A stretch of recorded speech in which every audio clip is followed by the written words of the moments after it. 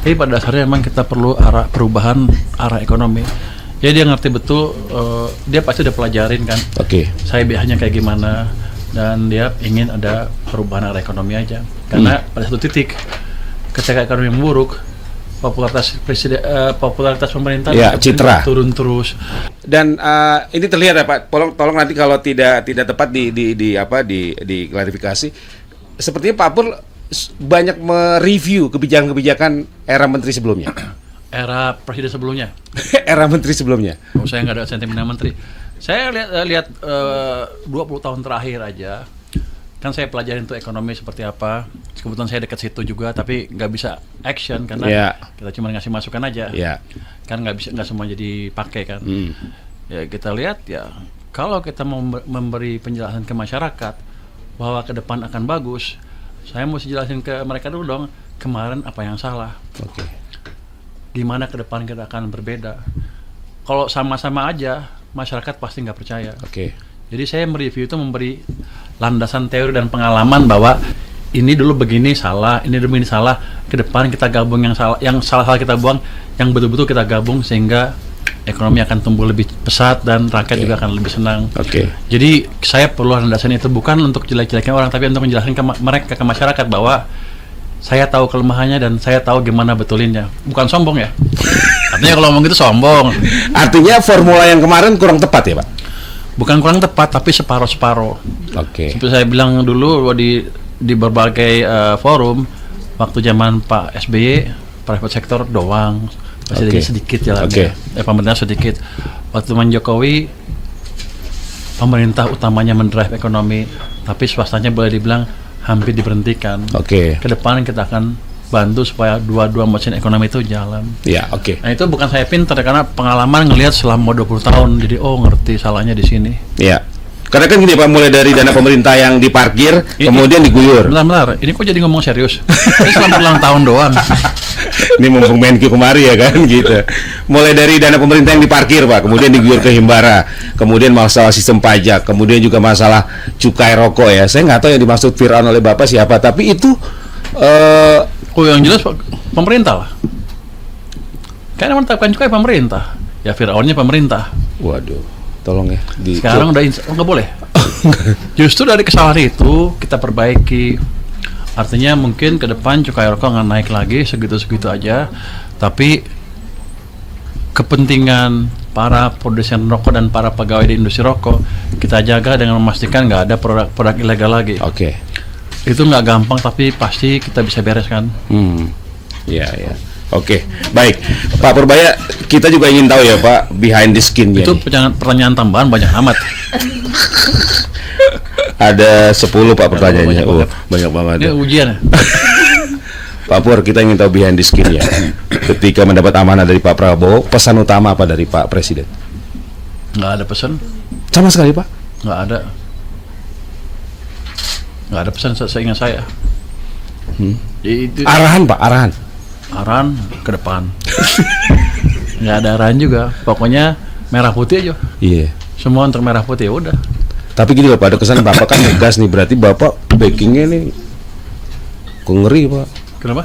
Ini kan Bapak langsung ngegas nih. Artinya, Bapak ini memang supportnya luar biasa dari RI1. Saya hanya bertanggung jawab ke RI1, yang lain saya nggak peduli. Jadi semua yang saya kerjakan udah diskusi dulu dengan beliau, dan beliau udah tahu. Dan kalau disuruh berubah ya berubah. Tapi pada dasarnya memang kita perlu perubahan arah ekonomi.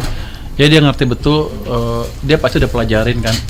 Saya biasanya kayak gimana, dan dia ingin ada perubahan arah ekonomi aja. Karena pada satu titik, ketika ekonomi memburuk, popularitas pemerintah citra turun terus. Pada titik tertentu mulai banyak demo kayak kemarin tuh. Itu tuh kepercayaan ke presiden turun cukup signifikan. Kalau nggak dirubah ekonominya dalam mungkin 6 bulan 1 tahun, bisa bahaya kondisi negara ini. Jadi Pak Presiden ngerti betul bahwa kita perlu perubahan paradigma pertumbuhan ekonominya. Dan orang yang tepat untuk melakukan itu adalah seorang Purbaya. Saya nggak tahu, mudah-mudahan pas. Iya. Pikir sih kayaknya paling pas yang ada dari stok yang ada ya. Iya. Pak, tapi kalau ini orang awam aja Pak ya, apakah memang benar Pak, pajak rakyat itu terlalu banyak Pak? pajak yang dibebankan kepada rakyat? Saya nggak tahu, saya sedang pelajari. Tapi begini, ketika ekonomi melambat, kalau Anda nambahin pajak di semua titik, ekonomi akan melambat lagi, makin lambat. Akibatnya apa? Pendapatan pajak makin turun, kurang, dinaikin lagi pajaknya, ini makin turun lagi. Itu spiral ke bawah. Jadi kita sedang membunuh ekonomi. Jadi approach seperti itu kurang bijak, saya pikir. Maka kita balik sedikit sekarang. Saya nggak pernah ngomong pajak lagi kan.